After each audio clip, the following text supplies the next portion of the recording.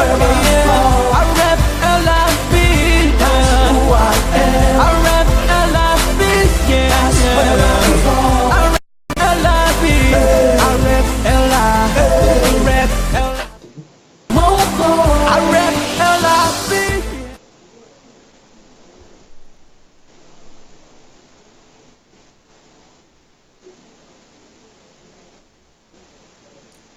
All right, all right. Well, ladies and gentlemen, welcome once again to another beautiful day and another beautiful show, the show I Rap LIB. I Rap LIB is a show dedicated to putting a spotlight on Liberian entertainers and Liberian entertainment. But once in a while, just once in a while, we try to find outstanding Liberians also to invite to the show to talk about stuff they got going on. And that's exactly what we did. We got a gentleman that's doing something that's very important, most especially to Liberians, the young generation, and the old generation, and people that's not Liberians. He's doing, something that we're going to be talking about today. Let me introduce you quickly before I to my guest before I invite him. Let me just read quickly his bio, and then we're going to invite in. If you're tuning in on Facebook Live and you have to leave your house, you can also tune in on our Radio LIB. You got the app, you got the Radio LIB app, you got TuneIn Radio, or if you go on Wology, you can listen there also through the mobile app. Just go to the radio station. All right, we still waiting for our partner, Hot FM 107.9, to call us in Liberia.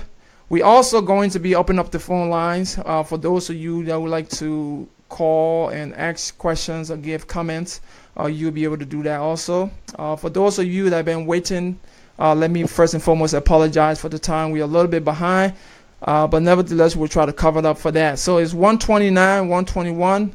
We might go to like 221, or how, depending on how interesting the topic is, we'll see how we go. But ladies and gentlemen, let me just read quickly and introduce you guys to Mr.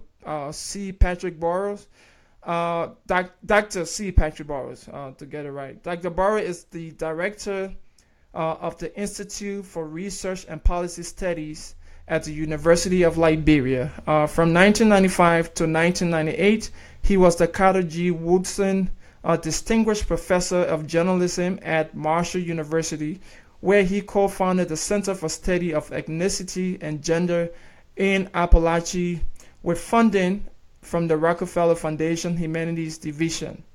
Dr. Burrowes is the author of the book Between the Cola Forest and the Salty Sea, A History of the Liberian People Before 1800. Their book, people would like to call it the Historical Dictionary of Liberia. His research has received awards from the International Communication Association and the Association for Education in Journalism and Mass Communication. Dr. Burrowes earned a BA in Journalism, cum laude, at Howard University in 1976.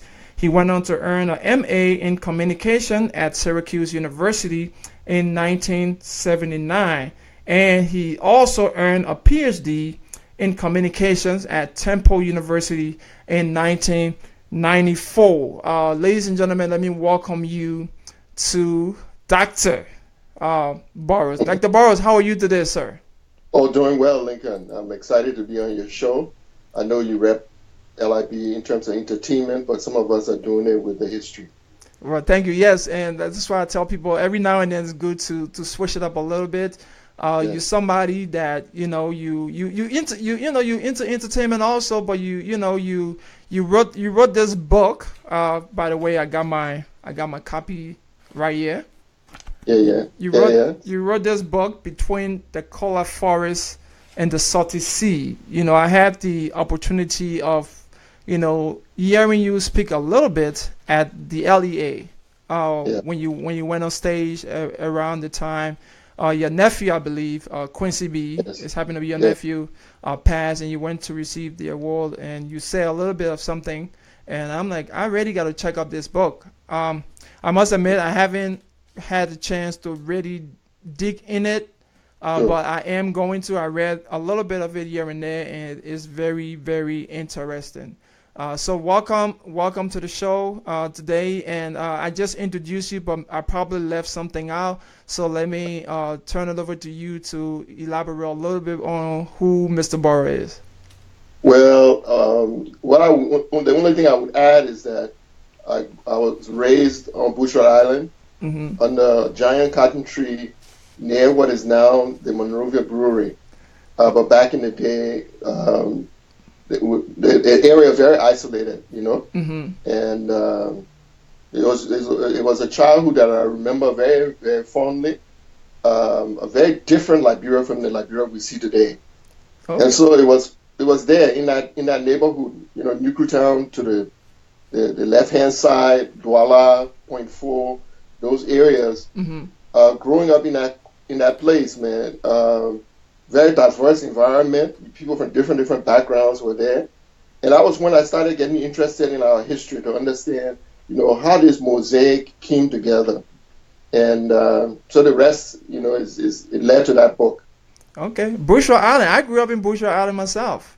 Oh yeah, all right. Yeah, all right. in Sayon Town. Yes. Bayon, I don't know if you heard Bayon Ya, like Charles Yeah, Bayon. of course. Yeah, course. that's my family. Yeah. That's my family people over there. So Yeah, we. could run that area. Oh yeah, yeah. I grew up there up to, you know, I left there and then I came to the U.S.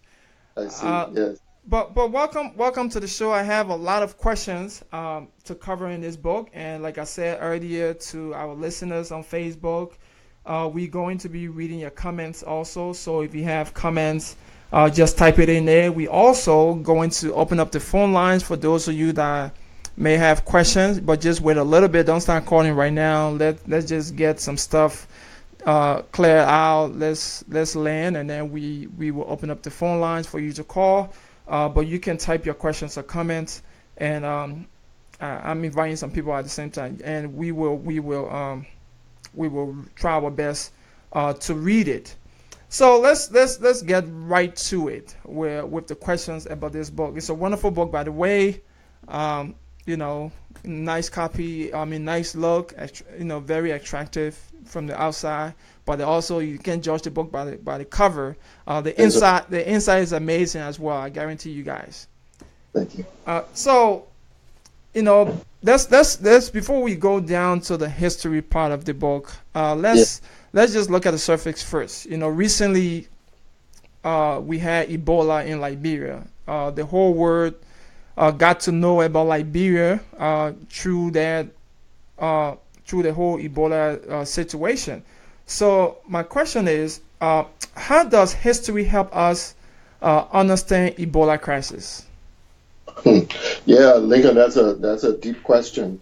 The reality is that we have to understand, right? The forest area where we live, people have come into that region, into the forest itself, very recently. When you're looking at African history, you know, from the long perspective, the presence in the forest is recent. Mm-hmm. Now, we have a situation in West Africa where the tsetse fly makes it very difficult for people to keep large livestock in our area. Mm-hmm.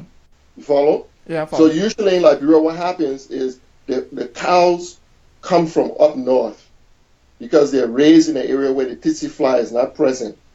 And then at a certain time of the year, the season, those who have raised those cows, they bring them down to Liberia area, Mm-hmm. and they are slaughtered and so forth.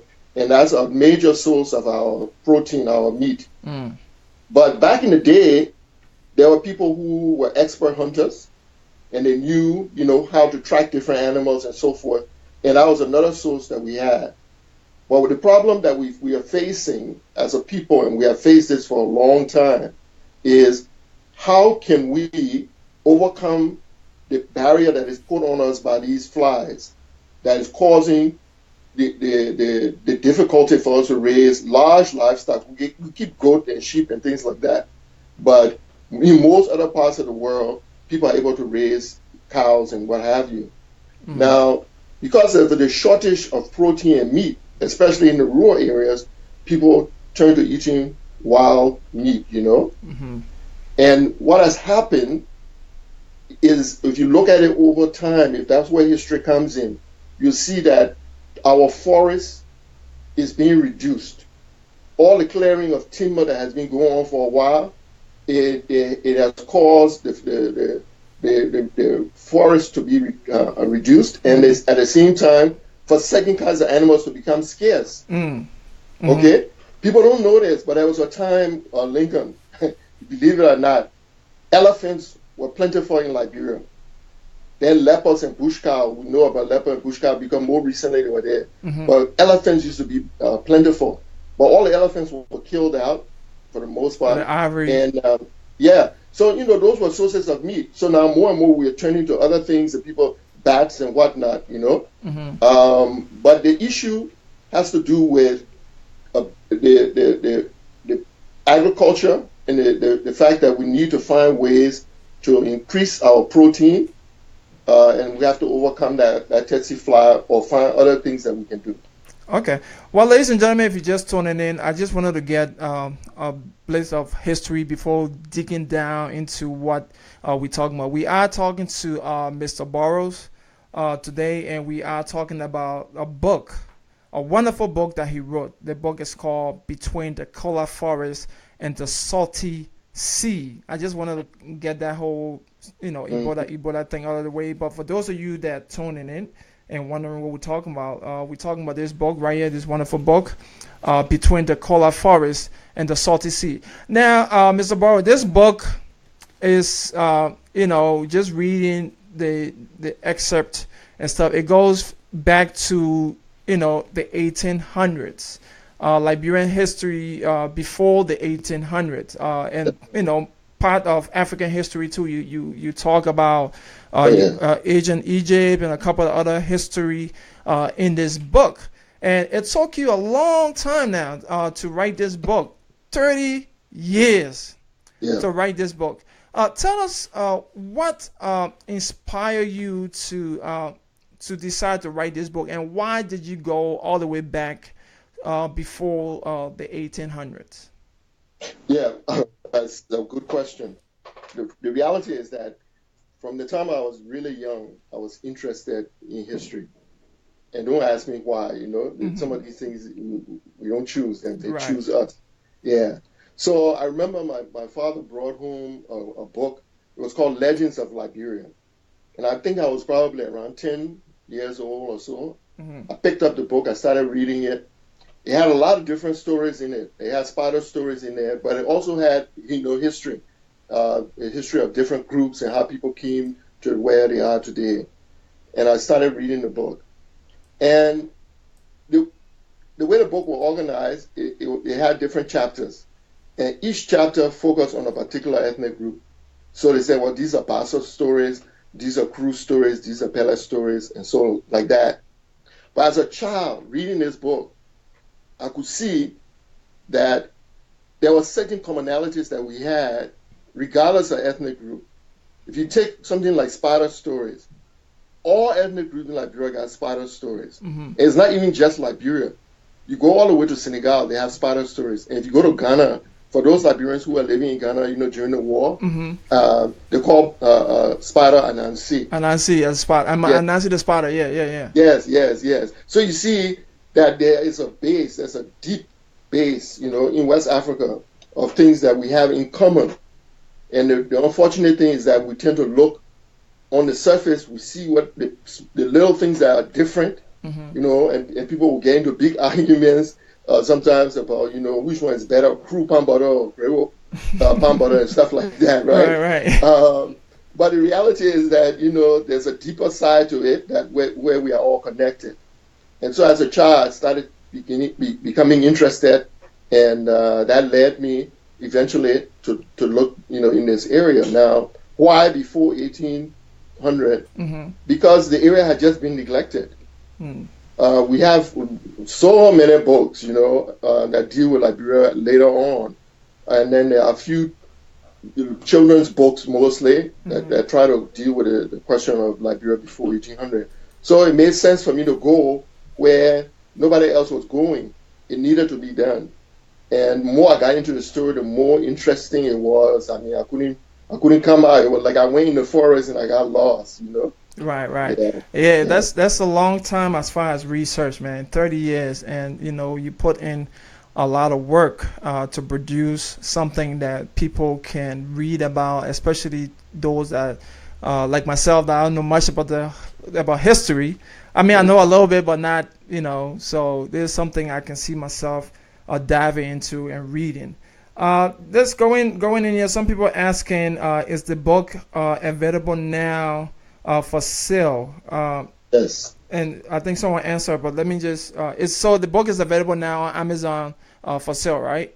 It is on Amazon. And for people who are in the US, if you go to www.knowyourself.press, Press, knowyourself.press, you'll get a copy of the book, but it will be signed. I will sign it for the person if they order it from there, and the postage is free within the US. Okay. So that Know Yourself Press is my publishing company, and you can get it from there or you can get it from Amazon. Okay. You guys heard, so knowyourself.com. Patient for you that asking is on knowyourself.com. Knowyourselfpress.com. Knowyourself.press. Oh, knowyourself.press, not .com. Yes. Dot Yes, press, yes. and then you That's will it. have a signed copy of the book. We are talking about the book, and we might deviate a little bit from the book and talk about other stuff, including history, because I need you to school us on history and some of the controversial things that people say. I read some of your stuff, your readings, and you try to clear some of these types, from Africans or Liberians. I think one of your recent writing, you talk about how you think colloquia should be the standard language, National language. the national language of Liberia.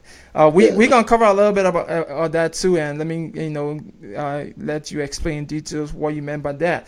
But let's talk a little bit about present time. We're gonna go back and forth. How's with Africa being the way it is, where a lot of people believe that it's a man's word, right?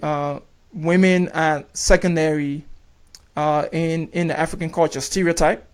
So how strange was it during the presidential election, the last election, to have a female person being the president of Liberia? Yeah, that's a very good question, Lincoln. And you see, the way I look at it from a historical perspective is that it was not that strange for it to happen in Liberia before it happened elsewhere.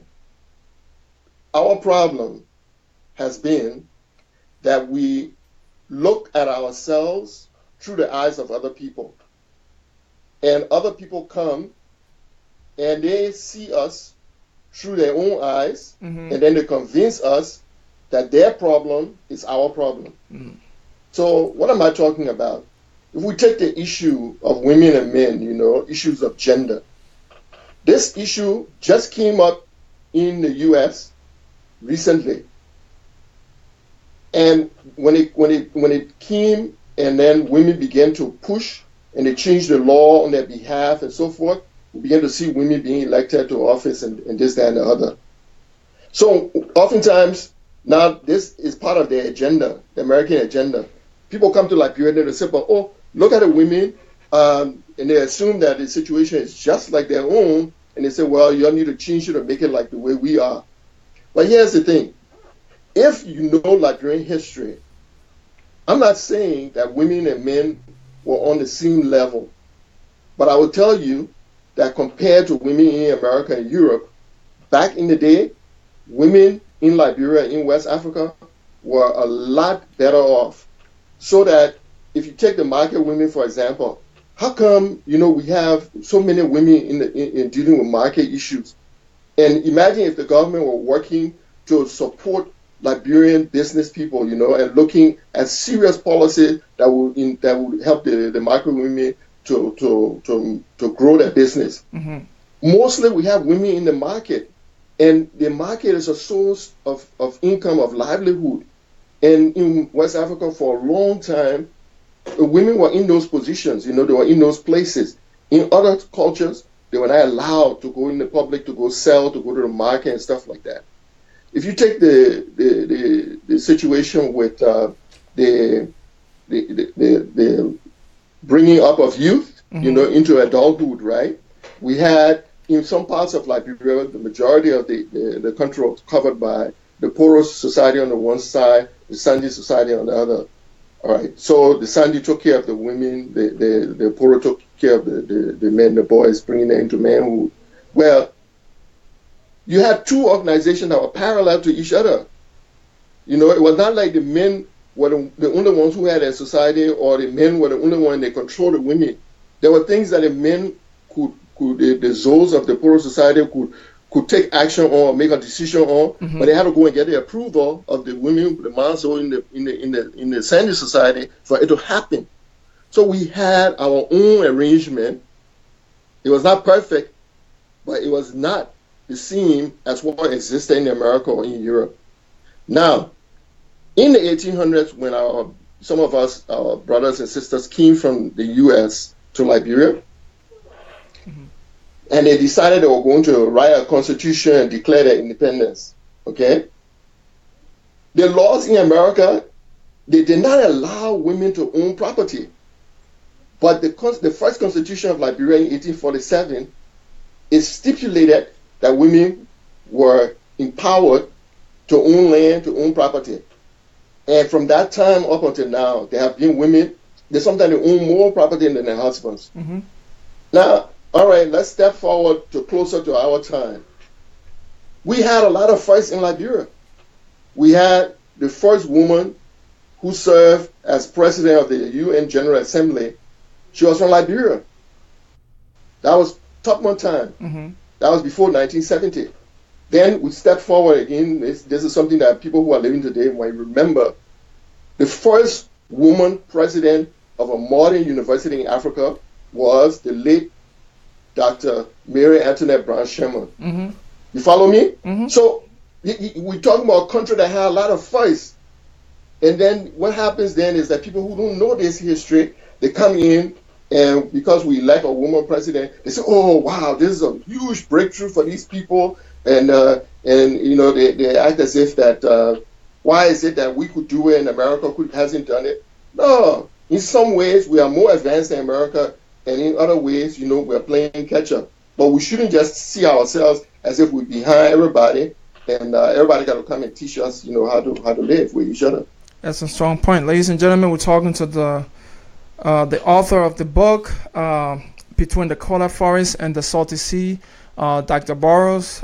We are going to open up the phone lines just in case people have questions to call. You can call the number on the screen. The phone number to call is 412-927-0162. Once again, it's 412-927-0162. Or if you outside of the U.S.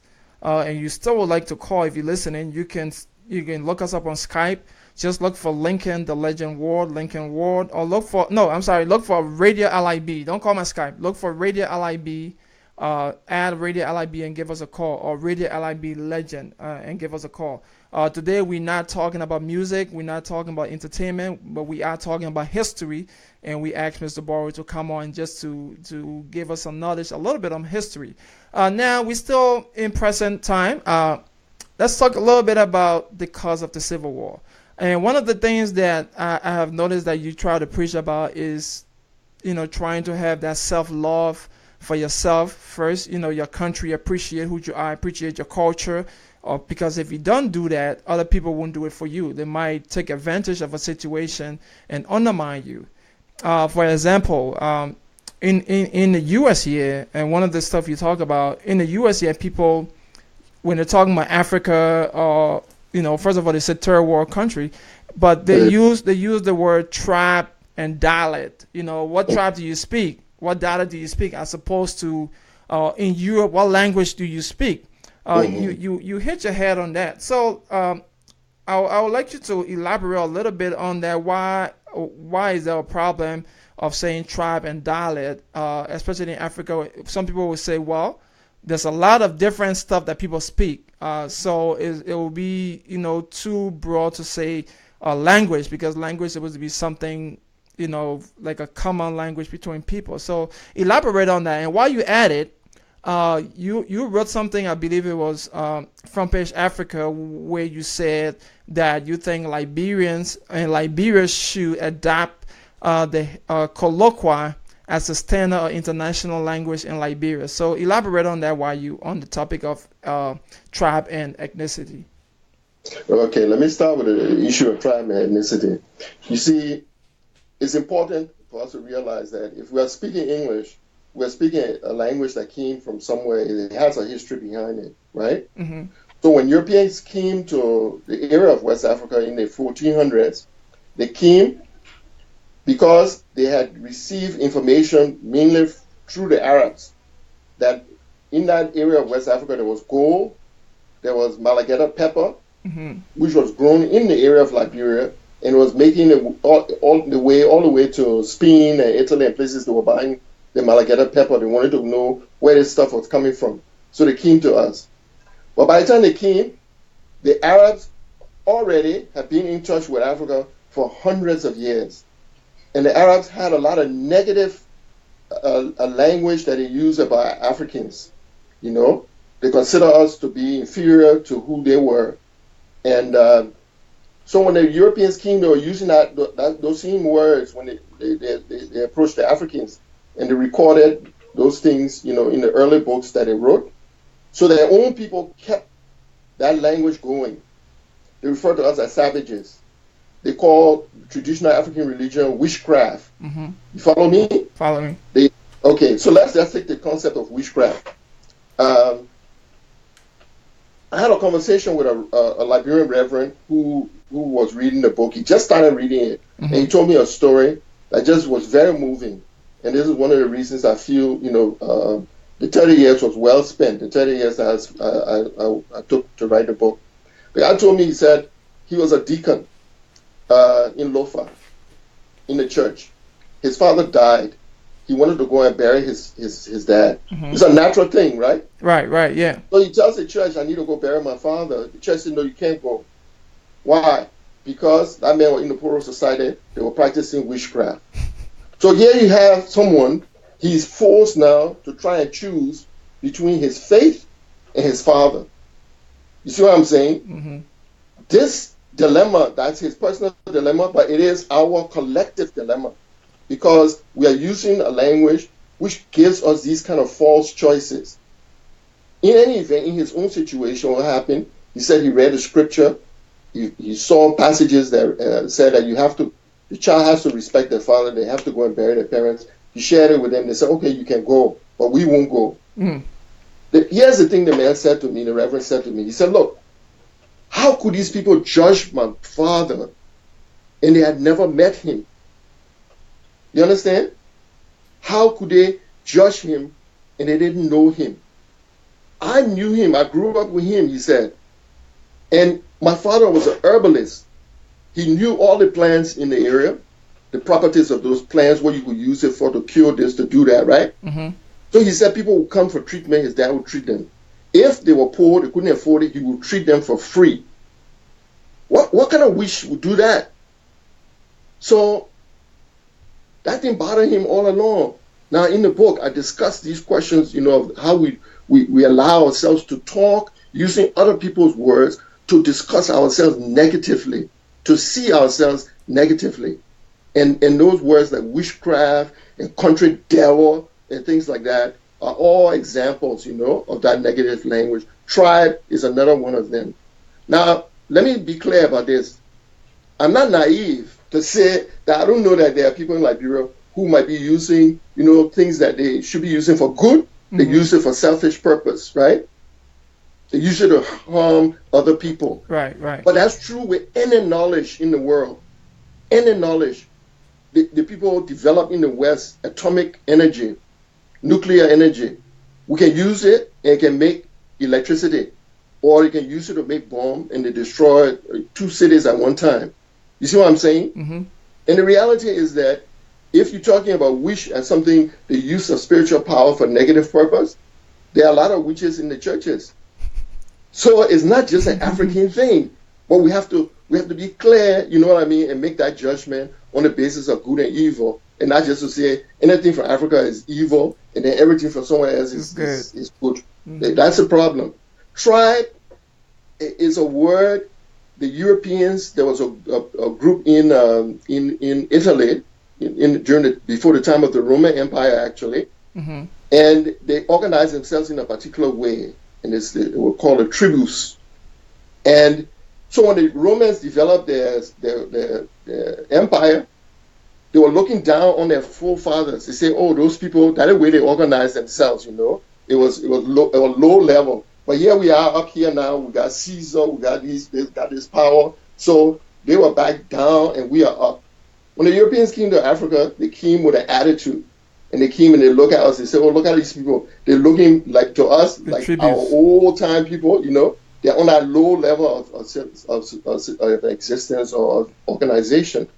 Now, here's the point, Lincoln. I want to bring it to a head before I move. Mm-hmm. We were not on the level of their forefathers. The reason I named the book Between the Cola Forest and the Salty Sea mm-hmm. is for this reason. It was our ancestors who discovered the properties of the cola nut. I mean, you think about it. It took experimentation for somebody for people to try something and say, "Oh, but you know what? This thing, it can suppress your thirst. You know, it's a stimulus." This is science. This is like this is research. Mm-hmm. Absolutely. Then once they discover it. Then once they discover it, they found a way to sell it, and they started selling it to the empires that were in the north, empires like Mali and all those people. They were buying it from us, from our ancestors. Mm-hmm. The same thing with salt. Those of our ancestors who live on the coast, they were boiling salt water and making sea salt and selling the sea salt up north. Now, my argument is that you are not at a primitive level of existence. You're not a tribe if you are involved in international trade. You see what I'm saying? Got you. And that's what our people were doing way back in the day. We were trading internationally. So now, today, we have big ships that come to Liberia, off the coast of Liberia, from all over the world. They come, they just grab all the fish that they can get, and they carry it. They didn't put those fish in the ocean. They are coming and taking it from nature. Mm-hmm. But when we take cola from in the forest, they say, "Oh, those people are primitive people. They are hunters and gatherers." So how come those people who are running these ships, you wouldn't call them hunters and gatherers? You know my point? Right, got you. We'll come back to that, Koloko, I think, when you're ready. Yeah, we're talking to Mr. Burrowes. For those of you that are just tuning in, he's the author of the book Between the Cola Forest and the Salty Sea. That book can be found on Amazon.com or the press, www.knowyourself.press. If you want a signed copy and free shipping, go and order it on knowyourself.press. And he will sign it and ship it to you. If you like to call, where are you? Someone just said that you are going to be coming to Georgia on April 14. Yes, basically just asking people to come out and see you. But someone asked, when are you speaking in Maryland? Oh. When my people call me, I will come. But I'm my one, and it's not possible for me to organize to get a place. You see what I'm saying? Mm-hmm. Where I can come and speak and so on. It's been a challenge. We did one in the DC area in the very beginning in January actually, but since then it's through the kindness of Liberians who have read the book and they think that it's so important that we need to share it, so that they have been really finding places where I can come and talk. Invite me, and then I get there and we do this. We did it in Minneapolis and Brooklyn Park. It was exceptional. I mean, I was just so impressed by what Liberians in Minneapolis and Brooklyn Park are doing. And now I'll be in Georgia next week, and then Texas. We're arranging to go to Philly and Providence. All right, we'll come back to that, but we do have a caller on the line. Caller, what's your name? Where are you calling from? Hello, Lincoln. This is Heinz Johnson. Heinz, thanks for calling. Say hi to Sure. Mr. Dr. Patrick Burrowes. Good afternoon, Dr. Burr. How are you, sir? Good afternoon. All right. I have one or two questions. It's not particularly pertaining to the book. Shame on me, Dr. Burr. I haven't purchased the book yet, but now I'm going to do it after listening to some of the good things that are coming from it. But this has got to do with also the history that you teach us about, and I believe writing about, and also got to do with um, something back in the days from Liberia. If you don't mind, if I can proceed. I'm Gola. I'm from the tribe, the kingdom of Jah Mali. I trace my history, and my question to you, Doc, as a young kid growing up, I came into Christianity faith, but when I became an adult, I battled my faith with what my ancestors believed in. And not that I'm not a Christian, but I do have some battles sometimes with the religion and God on what my ancestors did back in the days, especially when it comes to his kingdom, Jamali, the Gola kingdom. I'll kind of ask you, those people that did not worship God those days, and with us, children of descendants, how can history help us understand that the God they worship compared to what the European brought into what we are following now? How their faith lies on this on this day that we are all preparing for called judgment, that of my ancestor and that of me currently. I want to believe you have something like that you wrote about or you have teach about. But I'm gonna purchase your book, Doc, and thanks for all your work you're doing, sir. I will hang up now. Thank you. All right, thanks, Ryan. Thanks for calling. Yeah. Just hang up and you can listen as Mr. Barry address your question. Thanks, bro. Zabaro, would you like to address any of the question that? Yeah. All right, go ahead. Yeah. Lincoln, I hesitate to go into the discussion of religion, but I also know how important it is, and I approach it not as a theologian. I want to be clear about that up front, right? And I have my beliefs, and I hold to them, but I don't try to push them on other people. Now, the point I was making earlier about how when Europeans came, they condemned all of our beliefs and practices. One of the things they claimed was that we, Africans, are polytheistic, that we believe in many gods. Or they say we are animist, which means that we worship objects in nature. The reality is, the truth is, when you go into do the research on African traditional religions, West Africans were all monotheistic before monotheism went to Europe. You see, Europeans came to us, they had embraced Christianity, but they didn't develop Christianity. It didn't come from their area. Christianity came from the area of Palestine, right? Yeah. And most people don't know this, whether Europeans, Americans, or Liberians. Most don't know this. Those who know, they don't say it, they don't talk it.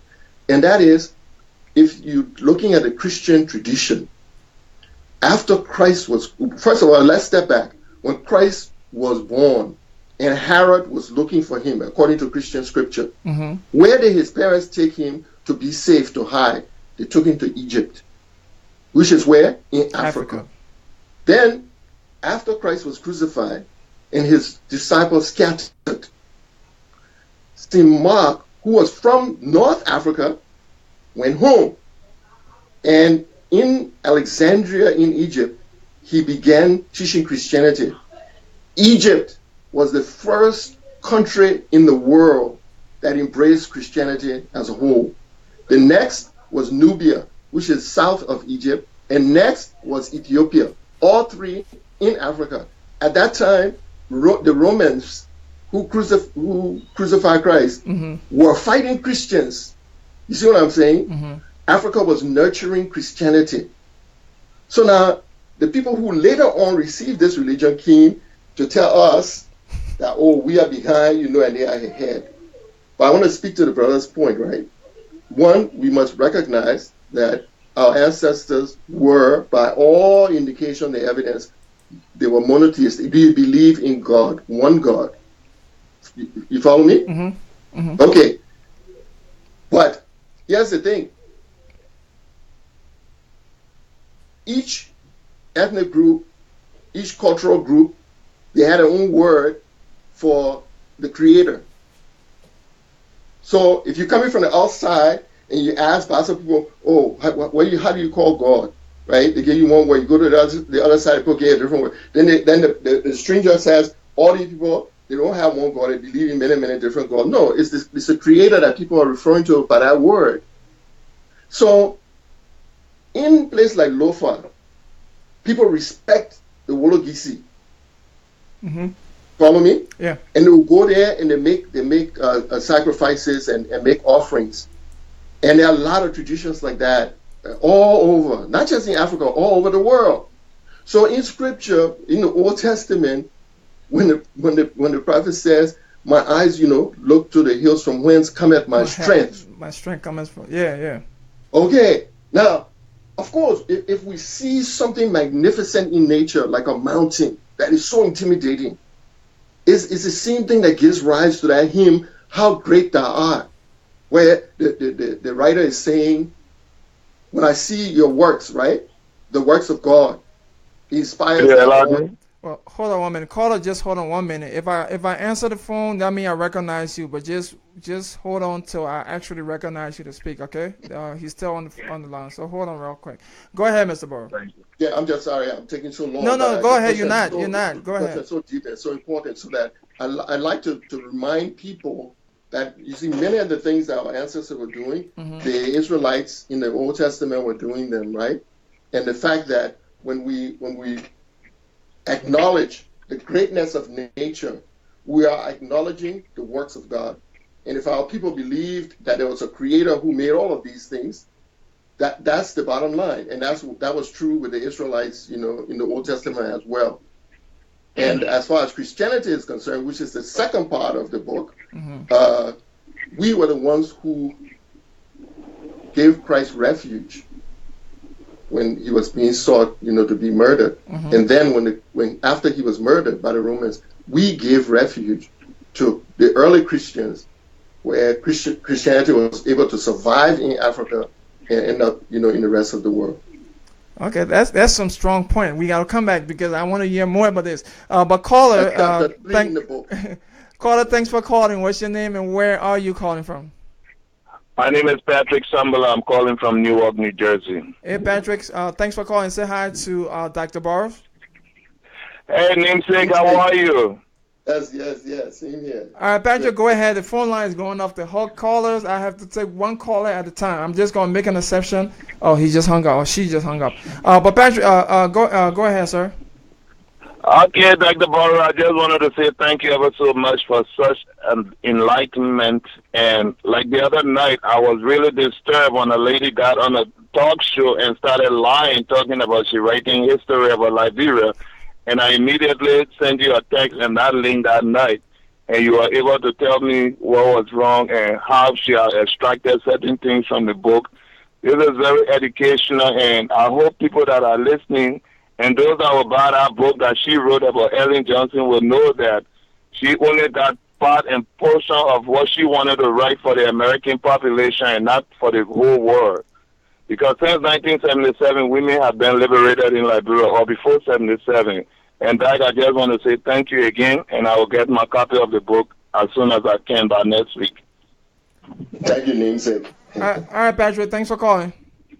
You're welcome. Yeah, the phone number to call is 412-927-0162. Once again, it's 412-927-0162. If you're outside of the U.S., you can still call by looking us up on Skype. Look for Radio LIB or Radio LIB Legend. This is the show I Rep LIB, a show dedicated to putting a spotlight on Liberian entertainers and entertainment, with exceptions sometime. Like today, we are talking to Dr. Burrow, where he teaching us a little bit about history and just letting us know how important it is to appreciate your own culture because other people wouldn't appreciate it for you. So moving down on the question, Dr. Burrow, but let me take this caller first. Caller, thanks for calling. What's your name? Where are you calling from? Caller, are you there? Yeah, All right, sir. What's your name? Where you calling from? I'm calling from South Africa. All right, I can't really hear you, but go ahead. Say hi to Dr. Burrowes. Hi, Dr. Burrowes. How you doing? I'm doing well, thank you. What's your question or comment? Well, yeah, I just want. This is Fred. Hey, Fred, you have to call back when you're at a quiet place. I can't hear you, sir. Let's take this other call there. If you're calling, please go at a quiet place where, we can really hear you. Caller, what's your name? Where are you calling from? Hi, this is Yolanda Covington Ward calling from, I'm driving to Maryland. Hey, Dr. Ward, driving from Maryland. Thanks for calling. Hey. Hi. Say and hi. Dr. Burrowes, Go ahead. thank you for the show.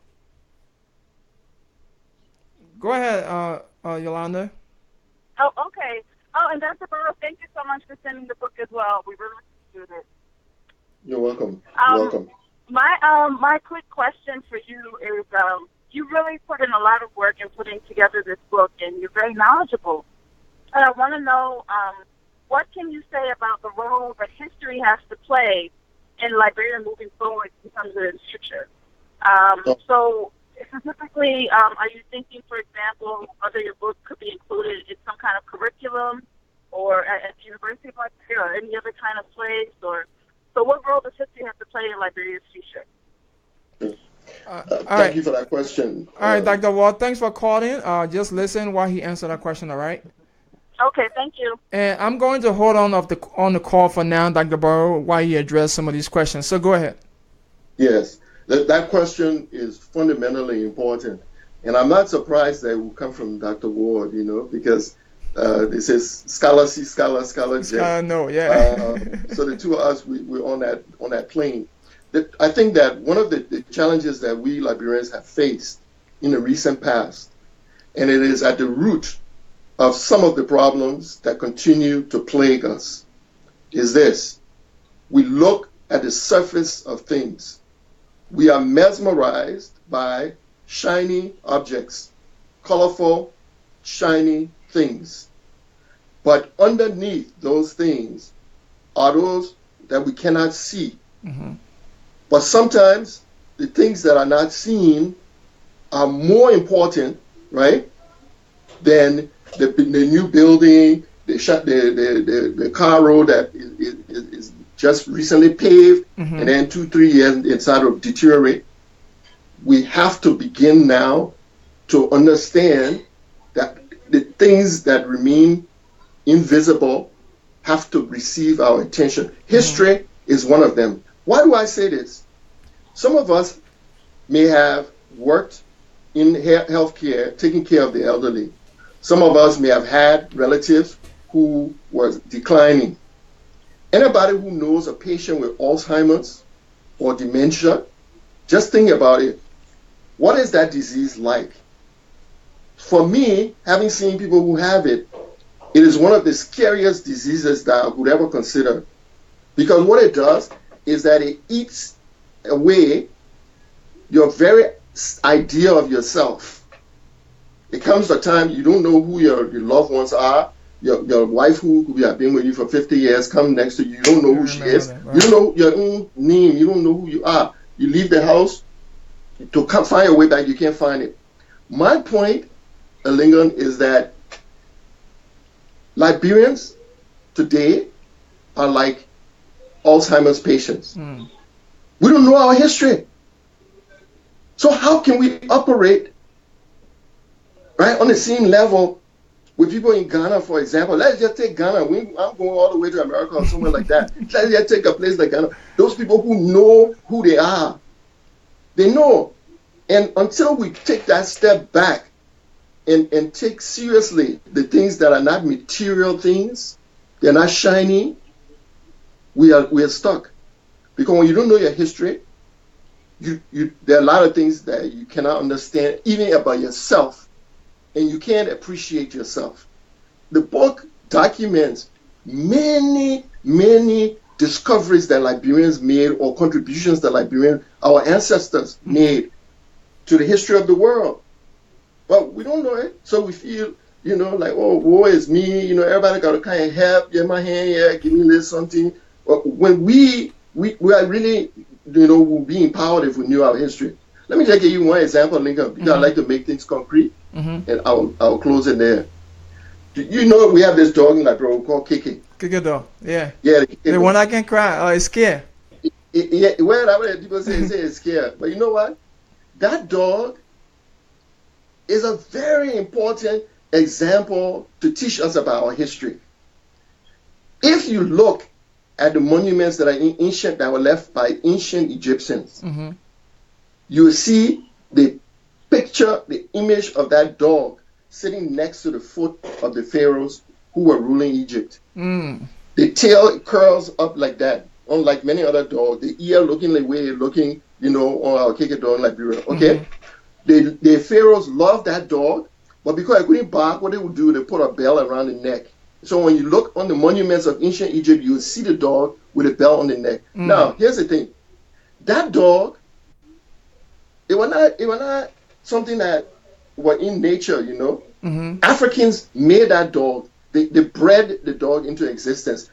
You know how farmers today, they would take this chicken, make it with this, put it with this rooster, so they can have the other kind of chicken, then they keep doing it, and they're getting bigger chicken. Right, yeah. That's what our African ancestors did.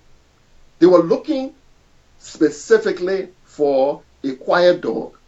The dog was a dog for hunters. You see what I'm saying? The hunters didn't want to go in the bush with a noisy dog that would start yapping and barking, and then the leopard or whoever you're trying to catch will know that you're around. But this little dog was bred to be quiet. They took a quiet dog and a quiet dog, they put them together, male, female. They made the children are quiet. They kept doing it until they got a dog that would hardly bark. So when the hunters would go in the bush, they carry this dog. When the dog sees some animal that, bigger animal, when you point your head like that, the hunter knows. We're only making a sound. So if we appreciate our history, we will appreciate that dog. We will know that our people were connected. The goods and things and animals were traveling between us and ancient Egypt. That's some strong points. See, I didn't even know that. I just learned something. Like right now, like many others. For those of you that were calling, you can call back. Sometimes, instead of just taking calls all at once, I like to let Dr. Burrowes land before I take calls. So let's take another caller. Caller, what's your name and where are you calling from? This is Maya Atta. Dr. Maya Atta. Thank no, that's a different doctor. I don't want a medical. Welcome, Doctor. Welcome. Listen, welcome. Let me tell you what. Patrick and I go way back. Well, I shouldn't probably say way back, but we do. We've become kind of kindred spirits over the last couple of years. So I just really have a couple of reasons for calling. Number one, congratulations on the book. Thank you.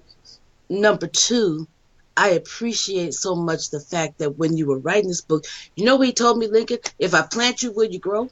You remember that? Of course I remember that. I mean, and I was so honored that during the period of time that this book was coming to fruition, I was one of the people that got to read it in the early days. Fantastic book. I really encourage anybody who's listening, if you don't already have it, go and get it. It is not fiction. It is not anything that anybody worked up in their head and tried to, conjure about the history. Is very, very important. And I put it in the same. Now, I know you don't want me to say this, but I'm going to say it anyway, Patrick. I put it in the same category of books that were written by people like Sheikh Anta Diop and those kinds of things, because it gives a history of Africa in a region that really for a long period of time was not covered the same way that the Egypts and the Nubias and those kinds of things were covered. We know some things about some people. We know about Mansa Musa and that kind of stuff, but there are all sorts of things about that little corner of Africa that we don't know. Yes. We don't know. Yes. Absolutely. Yeah, thank you, my sister, for calling in. Like Maya was saying, we don't go back that far. It was not like we're childhood friends, but we go deep.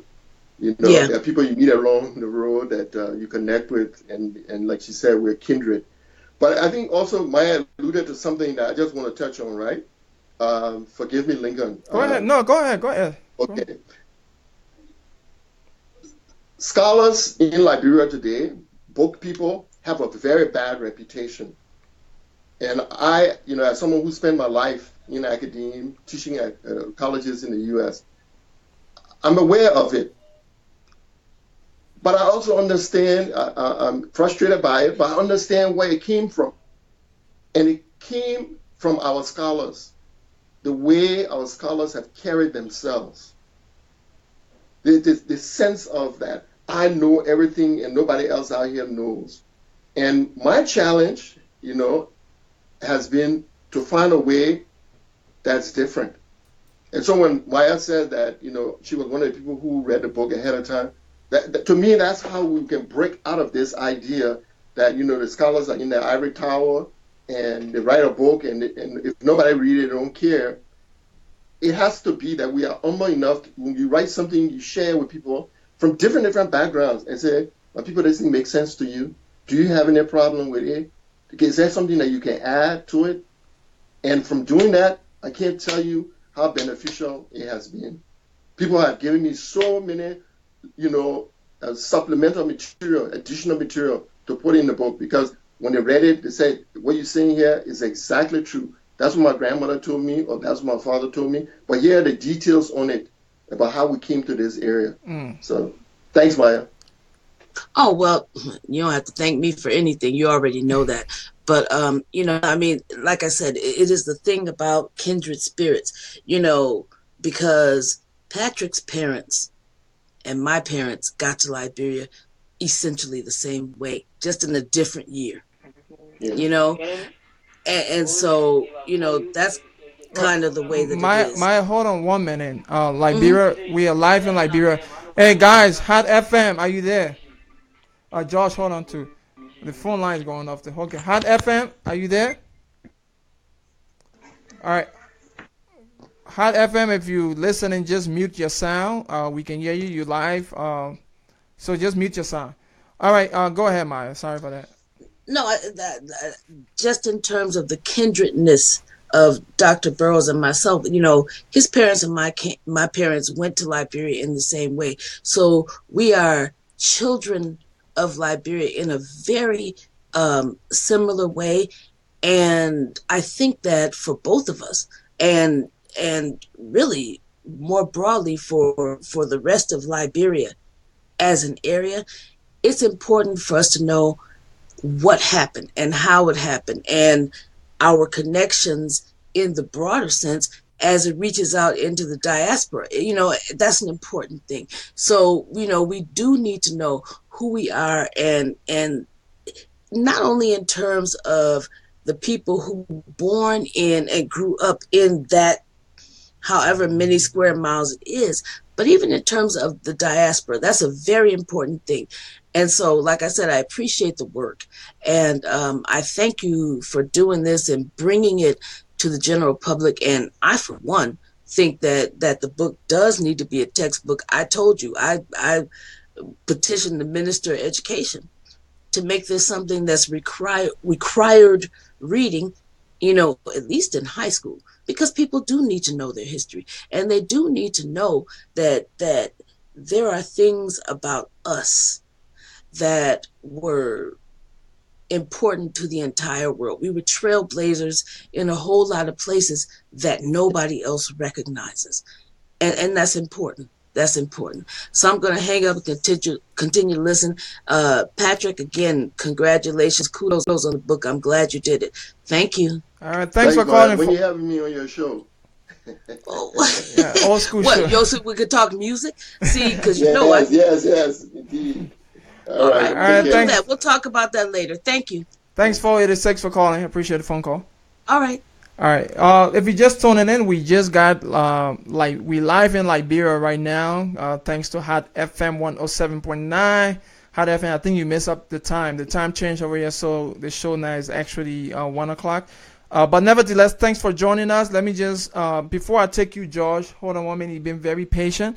For those people that are listening in Liberia, this is still the show I Rep LIB, but we're doing something a little different today. We have the doctor himself, and we are talking about his book. I'm talking about Dr. Burrowes, and we're talking about this wonderful book that he wrote. The book is called Between the Cola Forest and the Salty Sea. So for people in Liberia that just tuning in, I would like to welcome you to the I Rep LIB show also. Let me take another call. The phone line is going off the hook here. George Toto, my brother, thanks for calling and thanks for being patient. How are you today? Yeah, I'm okay. Thank you, Ledger. Say hi to Mr. Dr. Burrow. Hey, Dr. Burrow, how are you? Oh, fine, thank you, Mr. Tutu. Yeah, okay. I'm George Toto from Pittsburgh, Pennsylvania, and originally from Totota, Bond County. Oh. Yeah. Doctor, I have been following some of your activity. I read some of your the activity of the data observe on the front page, Africa. And I'm glad I'm going to speak to you today. And also congratulations on the book. I think I read the doctorate page of the book. I'm not going through it, but I will purchase the book to read it. But just couple of things. In terms of the history of Liberia, as you read this, that we have a lot of myths of conflicting history in the past before. You know, some of that when to swing Liberia, we were taught Liberian history, and then when we grew up, we realized that some of the information, history that was taught to us, so not true. And I remember some time ago, the governor of Liberia invited a historian in Liberia, and they tried to revisit the history of Liberia and then to write a comprehensive history of the Liberia that they taught in primary school and up to college and university level. I don't know if you are part of that committee, if you can comment on that. And then also, I don't know what your book trying to achieve. It will be taught in a grade school level or in a college level that people can learn over it. And then lastly, you get some historical background about Christianity coming from the Middle East, from Pakistan, coming to Egypt, the Liberian, which is present in Sudan, and also Jesus Christ. They're in the focus. I don't know. Can you comment on the race of Jesus Christ? Since it was Africa there where Christianity was established, when we say Jesus was a black man. Thank you. All right, George. Thanks for call. You guys want to say to him before you leave, Dr. Burrowes? No, I was saying thanks for the questions. All right. And thanks. All right, Georgie, thanks for calling. Just listen on the other side. He will address your questions. But thanks for calling. Those are some strong points, questions that you asked. So thanks for calling, bro. All right, Dr. Burrowes, if you want to address any of those questions. Yeah, I guess I'll start with the last question, which has to do with the color of Christ. And honestly, I have no evidence one way or the other, that will point to this or that. But I think if we look in the region of that, the people who were there, who have been there for a long time, it gives us an idea, perhaps. I tend to focus on the things that are not seen oftentimes. And so when I go to the Bible, I don't put pictures of Christ in my house, although I was raised as a Christian, because I think that, again, that's another way in which Europeans have tried to identify God with themselves. They made it's a kind of blasphemy to make God in your image. Mm-hmm. When the Bible says that God made us in His image, but most of the pictures that people put in churches and houses, it's a European God. It's a European man, and somebody painted that and they made it up. It has nothing to do with what he looked like at all. Now, to go back, he had two other questions. Yeah, he says something about and this call I'll take this other call. He asks about the educational part in Liberia. Yeah. If if you're on the committee that was trying, and then also he asks about your book, if it will be taught in Liberian. If so, if it's at a high school or college level. Yes, indeed. So it's a very important question that you asked, you noted the point that we've had a lot of histories in Liberia over the years that were, when we grew up and we started to read, we found out that they were not complete, or somebody made it up based on their feelings. They just say, oh yeah, this president was good, the other president was bad. That's my opinion. So we have a lot of opinions out there. We have a lot of myths out there. Now, I know that coming into the work, so what I did was a very detailed, well-researched book with all the materials that I use. I point them out in the back of the book. In the back of each chapter, you can see the list of the references, the books that I read, whatever. I put it in. That means that if someone doesn't believe me, then I mean who say, go to the author of this, go to this place, and you see what I used to get to this conclusion. Mm-hmm. I think that is very important. Our scholars have not respected Liberians to give us the best. They'll just put something together and throw it out there and say, I'm going to have to take this. So my point is that we have to change that. And that's why I came at it that way. I could have sat down and said, let me write a children's book, but I need to do the serious book first, mm-hmm. and then we can take from there and reduce it. When we reduce it down to the children, we know that it's reliable. You see what I'm saying? Right. We start from the hard part, then we get to the easy part. So to answer your question, and a question that, in fact, Yolanda had asked before, Dr. Ward had asked before, yes, there's a textbook version in progress, and we are working to get it out. But for the moment, I'm focused on getting the first book out to the adults.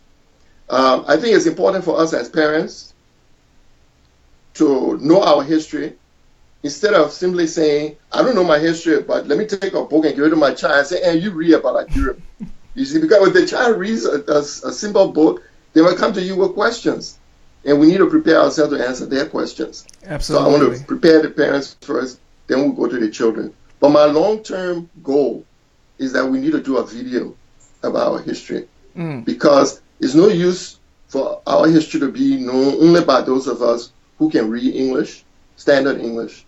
It has to be available to everybody across the country in the rural areas. Video can make that happen. And if we need to put, track in a different language underneath, in all the local languages, we can do that. But we need to do the video so that everybody has access to it. Absolutely. Now, the phone line. A history project. Mm-hmm. The last question. Yeah, go ahead. Go ahead. History project. Yeah, yes. If you are on the committee on that. Yeah. Well, you see, the funny thing is, they said they were doing a history project, but the people who were leading it were not historians. They were political scientists. They had one or two historians inside. I knew them. I know the people who were involved. Mm-hmm. And so it raises some serious questions right there. My bigger question and my bigger, concern is this. I really happen to believe that how we get the best quality things is simple, is well known. And what we Liberians have tended to do is to not respect the process by which we get good quality things, and we go by way. In my field, in scholarship, in the writing of history, mm-hmm. how you do it. If you write something, you send it, you know what I'm saying? Mm-hmm. Your name is not on it, or your friends, your peers, the people in your field, they will read it. If they say, yeah, this thing is true, then they will approve it, They say, okay, you can bring it to the conference and talk.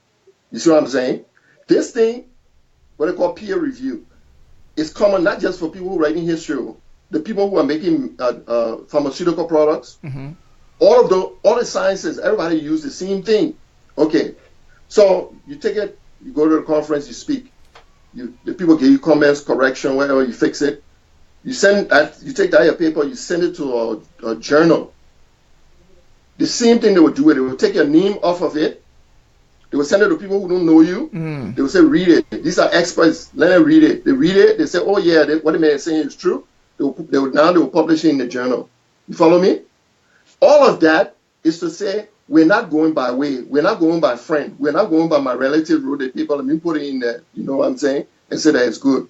We have to judge the thing for itself, not by the author of the thing. The problem with when the government puts together a group of people and say, y'all go write a history, it's, to me, coming at it from the opposite angle. Open it up. If you got money, you say you want people to write history, put it out there and say, look, we're offering a prize or whatever for the best history from this time to this time. Let everybody who think that they're able, all the historians, let them write that thing and send it to you. You send it, have some of the best experts to judge, and they say, oh yeah, they want the best one, and you get a prize.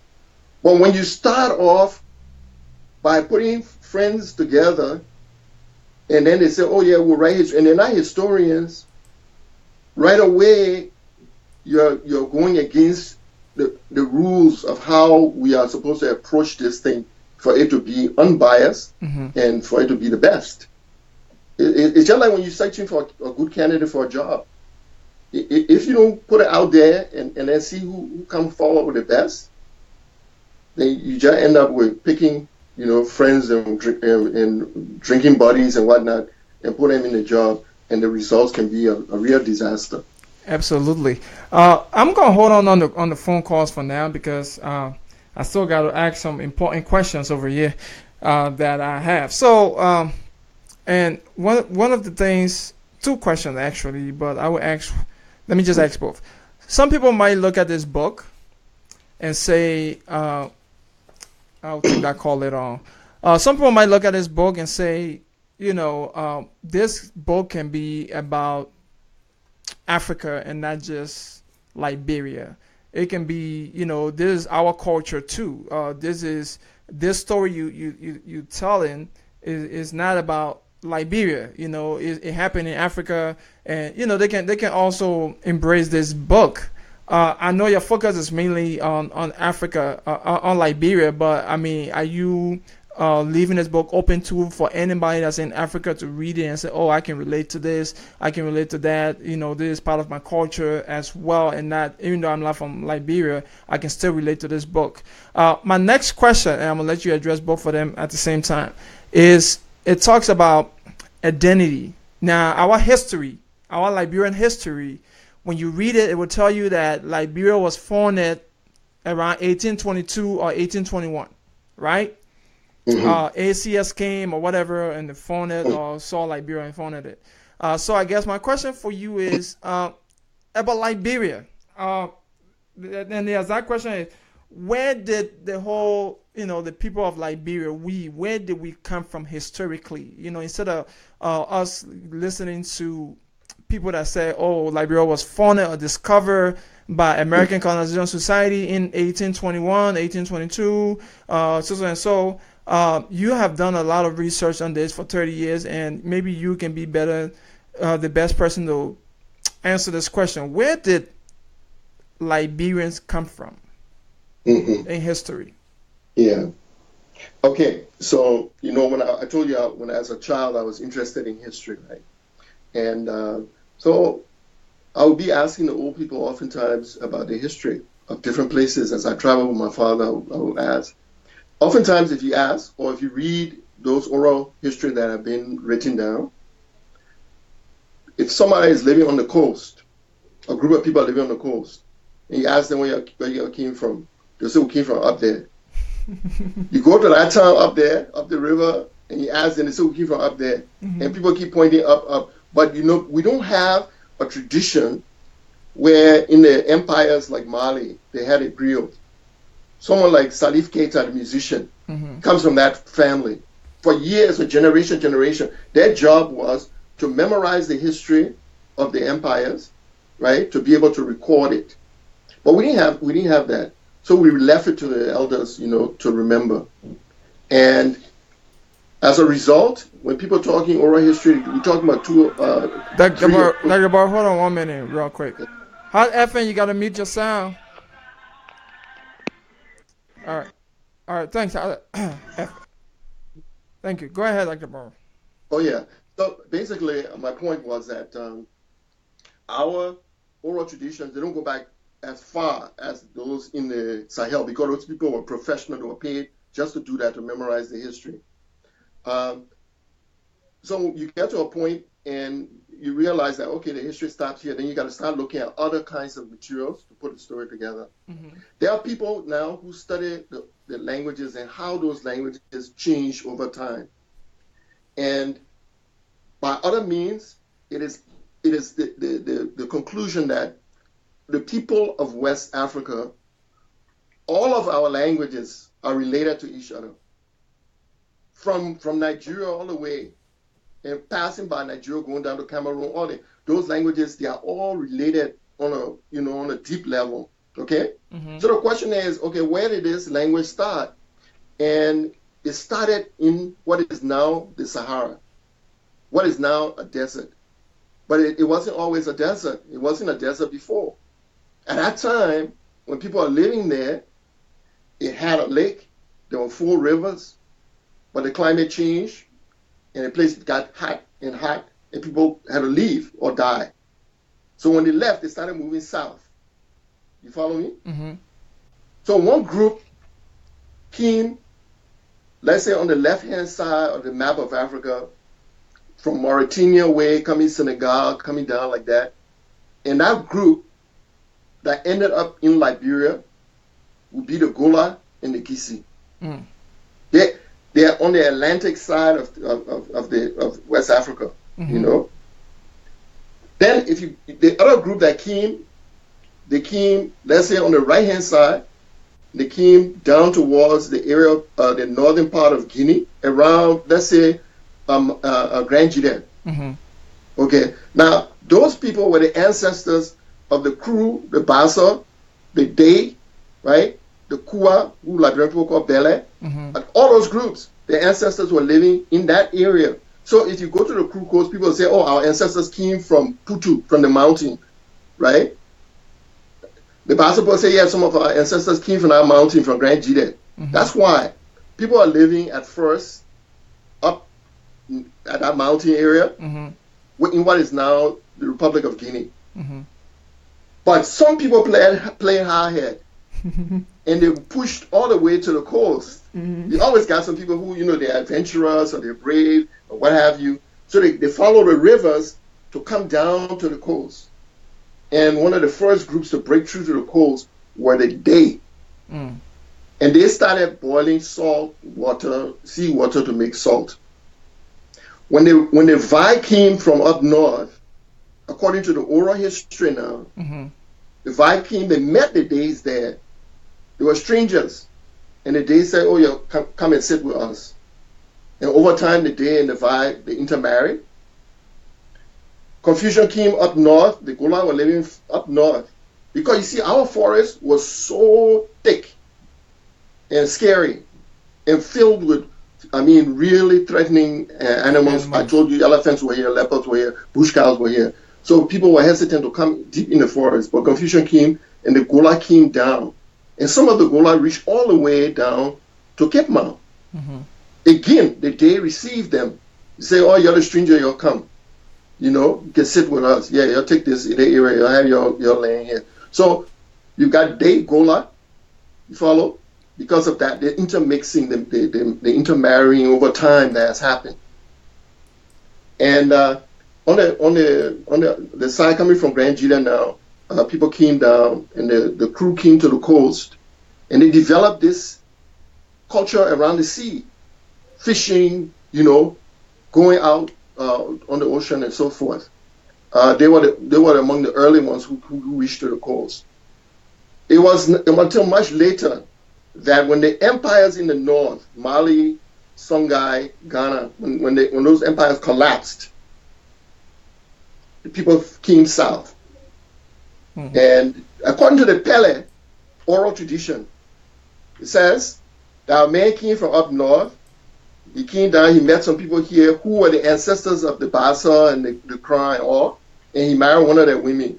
Now, people take those stories sometimes and they take it literally, but no, what it means is that people are trying to tell you a story in a simple way that you remember the basic outline of it. Mm-hmm. The Old Testament, there are a lot of stories like that they've made, begot this person, and all these people came from the father Abraham. He had 2 children, and then all the Arabs and all that kind of thing, right? Mm-hmm. It's a way of remembering history. what at the heart of that story, what it's telling us is that the Pele are a mixture of those who came from the north and the people when they came, they met right at the edge of the So forest. not literally one person One came. man, one woman. Yeah. Now, usually, the people who come in front are men. They might be soldiers or they might be, hunters and stuff. But the men came first, and they found they met people there and they married them. But the interesting part is that constantly, when you look at our stories, it's about people marrying each other. The Kisi were on the ground. People came from the north. They mixed. The Loma people settled with them. The Loma and Kisi, they have long relations, and then they say, oh, this is our nephew now. You see what I'm saying? What happened? What happened to us? Our folks before knew how to live together. Our people used to intermarry with each other. What happened? So all I can tell you is that war is a kind of insanity. It's craziness. Seriously. But when the war is over, we have to come back to our sense. And one of the things that war does, because people are in conflict, they keep emphasizing how different we are.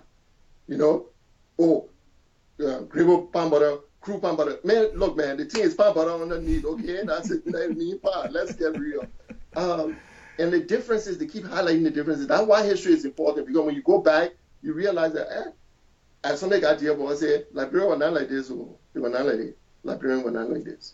So what? Just to add on, since we on history and the conflict and war, and looking back at the civil war that just happened in Liberia with the conflict between the Crown and the Gil, and if my history serves me right, they're kind of supposed to be related.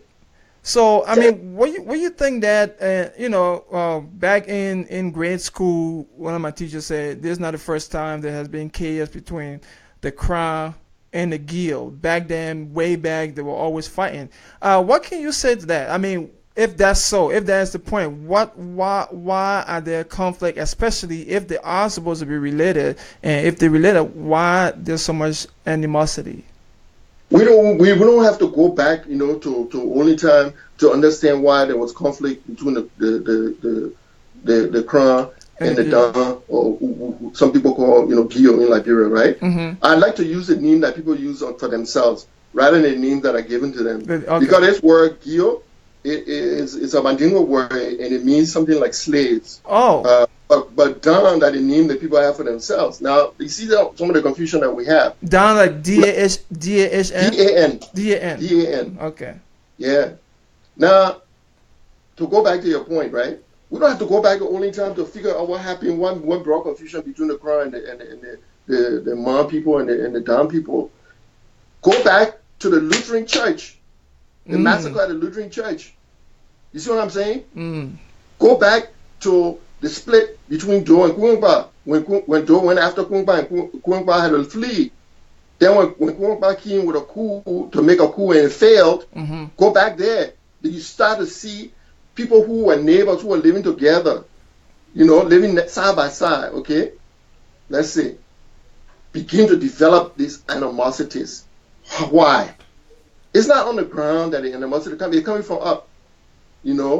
Those who are in power manipulating, right? Those that they're related to.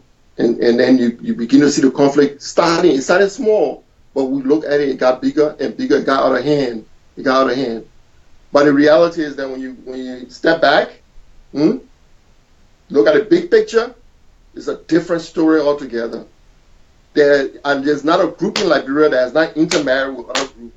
You can't do it. Think about it. How you marry your sister, you all would just be marrying each other. You don't have children. What kind of children you don't have? You got to marry somebody from somewhere. You follow me? And that's been our history all along. We need to respect that.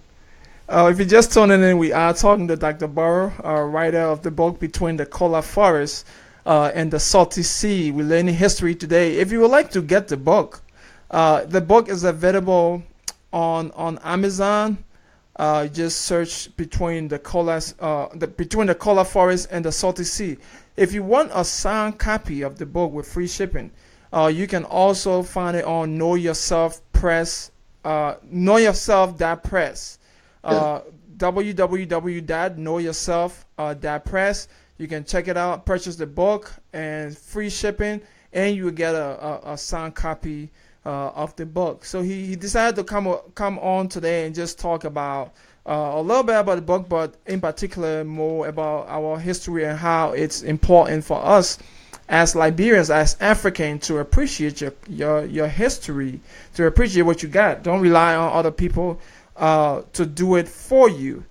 Coming back to Liberia, most people say that the original name of Liberia was Christopolis or the Grain Coast. But what was the original name of Liberia before all of that? What was Liberia called? No, Liberia didn't have one name, in the past, right? And to tell you the truth, when the Europeans came to the coast, that was around 1450, the Portuguese came. Most Liberians, the ancestors of Liberians, were living above the forest in the area that is now Guinea. The Loma, the Pele, the ancestors were up there.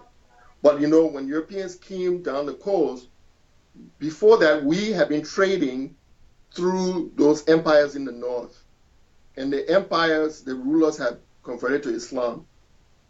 Our people who were living near the forest, in the forest area, were maintaining the traditional religions, the traditional culture. So you have some friction there. And if you're buying things through the middleman, as we were doing, buying things through the empire and selling things, through them, the middleman got to get a cut. So we're not benefiting as much for the things that we're selling, that we're producing. So when the Europeans came around the coast now, we had a chance to have direct connection with them, to sell to them, to buy from them. One of the big issues was that back in the time before the Europeans came, the empires in the north, Malinke mostly, control empires, they had access to weapons, to advanced weapons, gunpowder from the Arabs. But our people closer to the forest, they didn't have those. When the Europeans came around the coast, we now could get weapons from them. That's when the elephants started to be killed out, and then they disappeared from our area because the weapons would allow us to just massacre them. However, your question about Liberia. So Liberia didn't have one name. It was not, you usually get a name of a place if there's a state, and one government that's controlling the whole area. So there was not one name. This Christopolis thing, it was proposed by one white man in America that they should name Monrovia that way, and the people said no. They rejected it. They went with Monrovia.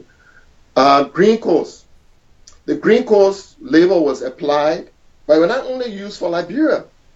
And the Green Coast name that you mentioned, Lincoln, is a very important issue that you bring up. Okay?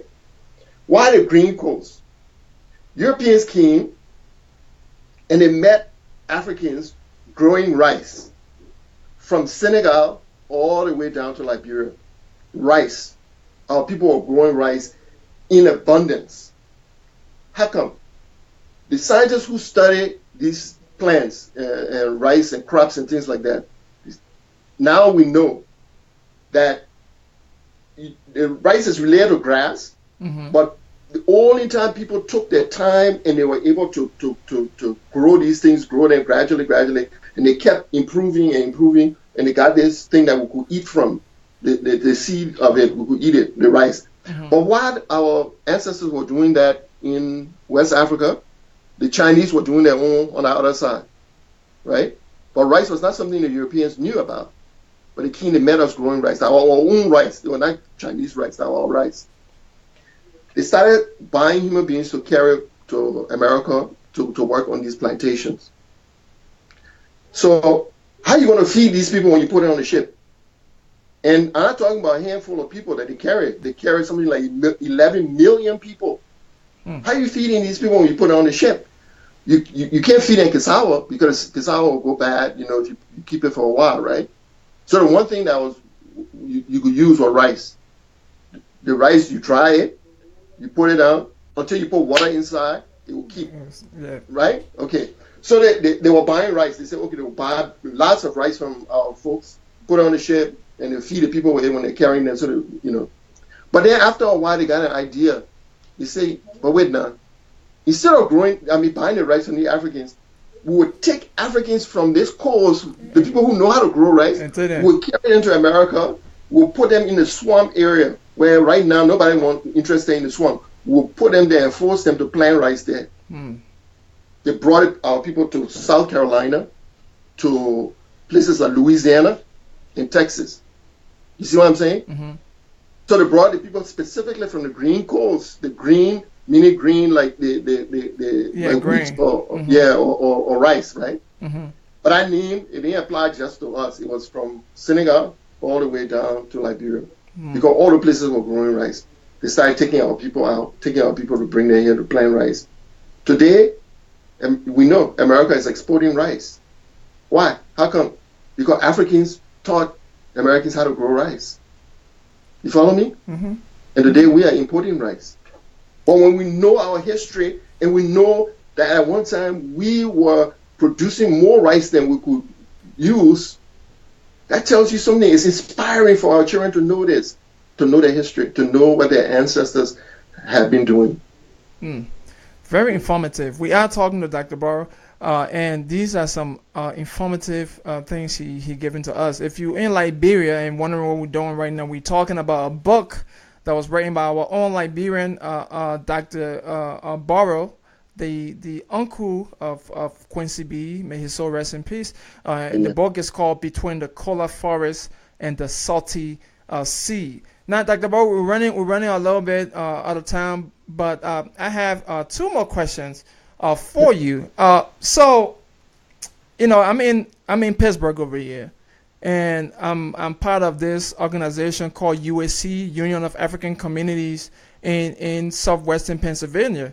And every now and then, one of the stuff that we put up, and I was spearheading the last one, is called Bridging the Gap, where we try to find out what's the problem between Africans and African American, specifically in this area in southwestern PA. So one of the meetings event I stood up and identified myself as Liberian, and one of the African American brother told me, "Oh, you're not real African, because we went back to Liberia, and so you're not." I guess my question to you is, who will you consider? He said you're not yet. Who will you consider a real Liberian, or what will you say to people that say, "Oh, Liberia or Liberians are not real African because of this history with the ACS bringing back free blacks to occupy a region in a country that was already established"? So what do you have to say to people that are saying, "Oh, you in real Liberian or you in real African"? What? And then I guess my next question, just to ride to that, is what exactly is a real Liberian? Listen, Lincoln, this issue that you're bringing up is one of the most important questions for us Liberians to address, okay? This issue of real, This issue of real, what does it mean? And let me tell you this. You know how important cassava is in our culture. Oh yeah, I can make damba, fufu, and everything. Farmino. Don't leave the cassava leaf because cassava leaf right here now. Okay, so cassava is ingrained in our cultures, right? But cassava didn't come from Liberia. It's not indigenous to Liberia. It came from Brazil. Look at that. Yes, it came from Brazil. But it came, our people planted it, and in their genius, they figured out some things that they could do with it that even the Brazilians who had the cassava growing in their country didn't know how to do it. Now, the thing I know to Liberians in Liberia, it might sound strange, but for any Liberians in America, you know what I'm talking about in this sense. You go to an African market or you go to a Spanish market, right? Or you go to a supermarket that carry international food. They will have cassava, frozen cassava or cassava in the supermarket. And the Spanish people from South America, they are buying the cassava too, right? They call it yuca or something like that. They call it yuca, they call it manioc, all the words. But it's the same cassava. But our people, the genius that they had, they invented the fufu and the damba. because the Brazilians who make it. Mm-hmm. And we invented batagamba, with the leaves. Mm-hmm. The Brazilians don't eat the leaves. Here's my point. It doesn't matter where the cassava came from. Once you take that thing and you make it your own, after that cassava leaf is Liberian. You know what I mean? Mm-hmm. After that domba or fufu is Liberian. That's how cultures flow. That's how people flow. So I'll give you an example that I think a lot of Africans, besides Liberians, will appreciate. Kente cloth. Mm-hmm. The kente, like Ghanaians make. They're very expensive ones, the ones that, people will be proud to own. It has silk in it. But Africans didn't produce silk. So the Europeans were bringing cloth from China, from the East, from Asia. And when they bring it, the Africans used to prefer to buy cloth actually from Asia Mm-hmm. than to buy any cloth from Europe, because the Asian cloth was colorful and was different. So the West Africans like this silk material. And what the genius Ghanaian tailors did and weavers, they took the silk cloth from Asia, they took it apart, thread by thread. They took those threads, you see what I'm saying? Mm-hmm. And they wove it into our cloth, and they made patterns out of it, a dinkra symbol, all those things, using silk that came from Asia. Mm. My point is, yeah, it came from there, but once you take it and you apply creativity to it, It becomes it's yours. Right? Hip hop, the same thing. Right? Yeah. My man, you quiet and I'm listening. I enjoy your insight. I'm enjoying your insight. I'm enjoying it. All right. Yeah. So that's a challenge, and there are some who have been erroneously, falsely claiming that there's some kind of purity. This is a pure African. This is a pure crewmate. This is a pure. No purity exists. Everybody has been mixing, and all of us came from somewhere, Mm-hmm. right? And that's why I'm telling you. Don't take my word for it. Most Pella people in Liberia know that they are Pella in Guinea, and that they are related, and that the ancestors who came to Liberia, they came from there, from up there. The Madingos who are in Liberia today, they came from up north too. So we all came, but we are here now, and we have to figure out how we're going to make this dumbo, this new Liberian dumbo. How we're going to make this new kente cloth. How do we weave the silk or the cotton all into this new fabric? When we figure it out, we're gone. And I'm optimistic. I'm extremely optimistic, because I'm telling you, but I know you won't come with another question. Yeah. I want your readers, I know a lot to know this. I'm making a prediction here. Go ahead. Make the prediction. No. Okay. Your question. Remind me later, so I will leave people with that point. But I'm very optimistic. All right. I just want to give shout out to everybody. A lot of people actually enjoying this. Maybe there's something we can do from time to time. Hey, have you thought about? I know you might be going to Liberia soon or whatever, but maybe this is a history Facebook Live to educate some of us about our culture and our history, because I think that would be important, because a lot of people, believe it or not, really don't know their history. It's sad to say, but a lot of us don't know our Liberian history. In Liberia, growing up in Liberia, most of the time, sadly, I was learning about American history. I was on the Meet the Challenge team, but to tell you the truth, I knew more about the American history and the other French Revolution than I knew about my culture. I didn't know. I knew. You asked me about Napoleon Bonaparte and all these. Yeah, I will quote it. I will memorize the dates and all. We were taking French to learn how to speak French. This professor had us actually learning the French Revolution, memorizing dates and stuff, just to learn, just to speak French, and they don't teach that our culture in school in Liberia. So that's very important, and I hope that people actually take the time, go out, purchase this book, and read it. You know, it will be very helpful. 30 years was put into this book, 30 years of research. This is a wonderful job. And think about the idea of maybe doing the show. Every now and then, I can host it.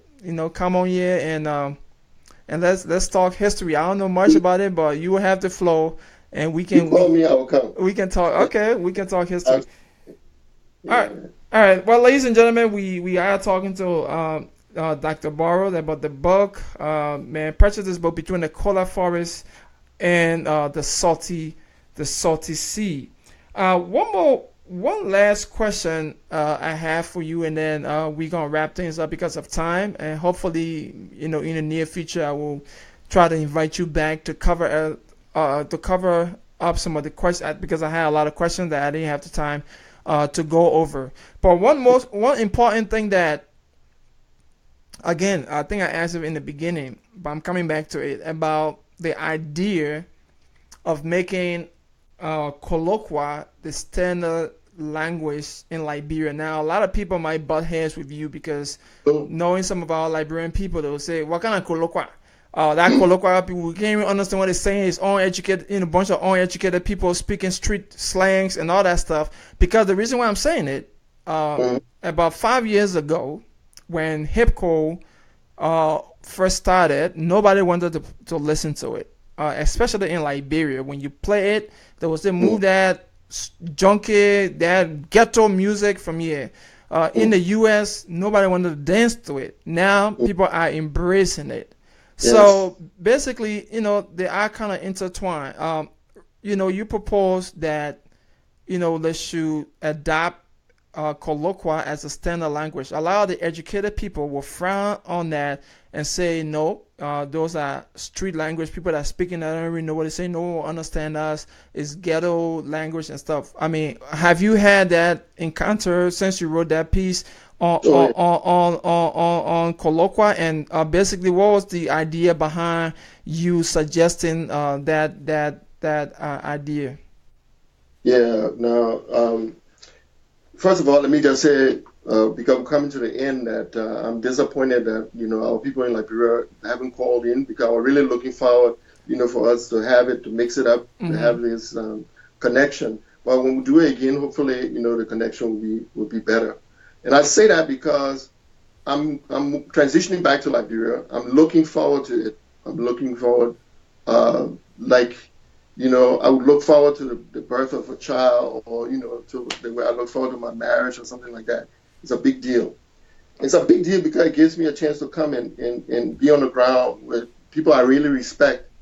And it goes back to your point about HIPCO. What we have going on is people who are making a way out of no way. People who don't have resources, they don't have government behind them, a lot of patrons behind them. Young people, and they have created something fantastic. And they did it because they used what they had. James Brown used to say, you use what you got to get what you want. Mm-hmm. They have used what they had to make this new musical genre that we have in Liberia. I respect that tremendously.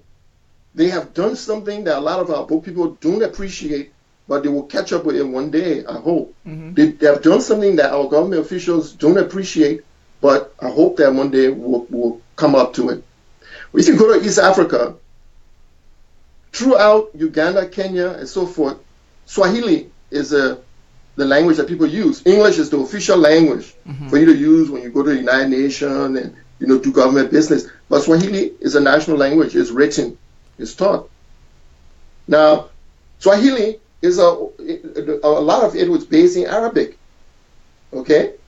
Then the African words inside, and the grammar of Swahili is African. It follows the pattern of African languages. It's the same thing with Kolokwa. Kolokwa, if you want to know the rules of Kolokwa, you don't use the rules of English to construct a Kolokwa sentence. But you see, for a person who's born into it, they don't need to know, they don't need to sit down and read book. What we need is a simple script. right? A standardized way of writing our words. Once we do that, and those of us who are scholars or university people, whatever, we owe it to our society to do it. Once we develop that script, adults, they are different from children. You know, you put children in school, it takes a long time to learn a lot of things. But an adult who already speaks Colloqua, all you got to do is make the script available. Now the man can write his ideas down. He can write song. He can write novel. He can write, you name it. You see what I'm saying? Because adults, we have our wisdom. It's trapped in our heads, or we talk it, or we sing it, but we are not able to write it. And when we can't write it, then people start taking advantage of us with copyright and all these things. We owe it to folks who are speaking Colloqua, and they are the majority of Liberians right now. More people speak Colloqua than any other language in Liberia, including Standard English. So keep the Standard English for official business, but let's work on developing the script. There was a Nigerian novelist, Amos Tutuola, and he wrote a novel, in the forest, I think in the bush of ghosts. I remember the title. We studied it in school. They were written in Nigerian, what is it, Pidgin English? In Sierra Leone next to us, Creole. There's a script. There's a standardized way of writing Creole. What's up with us? Jamaica, Patois. The Jamaican Patois, right? People look down on it the same way that the folks in Liberia are looking down on Colloqua. But when people like Bob Marley and others came up, suddenly now, Pidgin is a big deal. They got a Bible in Jamaica. The Jamaicans have a Bible now written in Patois. Oh, wow. And reggae is popular around the world. There are people in Japan who are doing reggae themselves, performing it and listening to it. So now, when you do your thing, when you claim your own and you are proud and you embrace it and you put it out there, other people respect that. They come to you.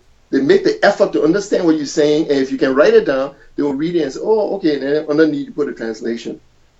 Standard English. That's it.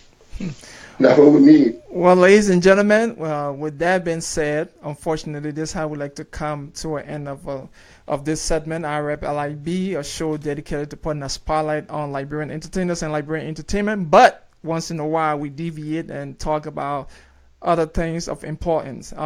We've been talking to Dr. C. Patrick Burrowes, the author of the book Between the Quota Forest and the Salty Sea. The book is available on Amazon. Just go and search for it on Amazon and get yourself a copy. It's also available on Know Yourself .press. If you want a signed copy, visit www.knowyourself.press to get a copy, a signed copy of the book. He can sign the book and send it to you. It's free shipping if you get it on knowyourself.press. If you prefer Amazon, if you have an Amazon account, go right now and get your copy. It's cheap. It's only like $20-something for a long time notice. 30 years was put into this, 30 years of research just for you to have and to read and to embrace your own culture. Dr. Barra, I want to say thank you ever so much for coming. I'm gonna turn it over to you. Thank you ever so much for coming. Now let me turn it over to you to give your last words, your parting statement, or anything else you have to say about this show or about your book and everything, or whoever you want to give shout out to. This is your time. You got the floor. Thank you, Lincoln. I'm sorry I interrupted you because That's I fine. wasn't sure, if there was still time for me to say this. But I didn't want to leave without acknowledging the tremendous outpouring of love and grief and the just unbelievable expression, that came from Liberians after the passing of Quincy. And the family deeply appreciates it. And it speaks well for where we are as a society. It speaks to something that's developing in our country, and those who like to look at the surface of things, the shiny things, they're missing something serious. Look at the funeral that Peking had, and it was not from above, right? Grassroots people saying, "Here's one of us He was able to build himself up by his talent. Yeah, that could have been me. You know, we feel that strong connection. And as a result of it, I can't thank enough the movie Society of Liberia, the musicians on the ground, you know, all of whom organized candlelight vigils and all of that, man. I mean, it was very, very touching. I paid attention. I watched all of them. But as I'm watching it and I'm mooning for Quincy, I'm also seeing that, you see, this is something very important that's coming. We are on the verge, and this is my prediction, we are on the verge of a big renaissance of Liberia. I know the problems are many. I know the economy is down. I know there are a lot of issues. I'm not ignoring them. But I say, if you pay attention to the arts, you pay attention to the entertainment, you pay attention to the history, things are lining up in a way that we are going to have a big explosion, positive explosion of talent and respect for ourselves like we never had before. The musicians are doing their part. The filmmakers are doing their part. Some of them here, some of them in Liberia. So I want to, you know, at least acknowledge those on the ground in Liberia. I appreciate everything you guys did with the candlelight visuals and all. I can't wait to come so we can connect, we can mix it up. If there's things that I can do, you know, to push this process forward, I'm available to do that. And it's exciting to me. I think history is a part of it, but the work that the musicians have done, and you also, my man, the legend, all that you guys are doing, even though from here, but it still it has brought our music and our entertainment industry up to a point that any Liberian, if they open their eyes, they will see we all owe you a big thanks. All right. Thank you, Dr. Burrow, for this wonderful insight on our Liberian history. This book, I got mine. I urge you guys to go and get yours. Thank you for taking the time and coming on the show and just to tell us a little bit about the book and a little bit about history. We really appreciate you. Continue doing what you're doing. I'm pretty sure eventually, as people get to know about this book, a lot of people will be calling on you to come and speak. Already seeing people asking how they can get you on here. So after this show, I urge you to just go and read the comments, because I didn't have the chance to read all the comments, but go and read some of the comments and hopefully you can respond to some of them. But thank you ever so much for taking the time to come, and I really appreciate you, brother. Appreciate it, man. Have a good day. Yep. Well, ladies and gentlemen, with that being said, I'd like to say thank you ever so much for tuning in and for chilling with us and for listening to Dr. Burrowes talk a little bit about history and the book and how it's important for us to appreciate our culture and what we have, because other people won't appreciate it for you. Other people might try to take advantage of your situation or cause chaos between you and your relative meaning, you know, for example, the crown and the guild, like you said, just cause chaos to gain stuff from your country. So go ahead and get yourself a book. I got mine, Between the Koda Forest and the Salty Sea. All right. Thanks for listening, guys, and I'll see you guys on the other side next week. Sometime maybe I'll be on later on today too. Stay tuned. You guys have a wonderful, wonderful, wonderful afternoon. Peace out. You rap L-I-B. That's where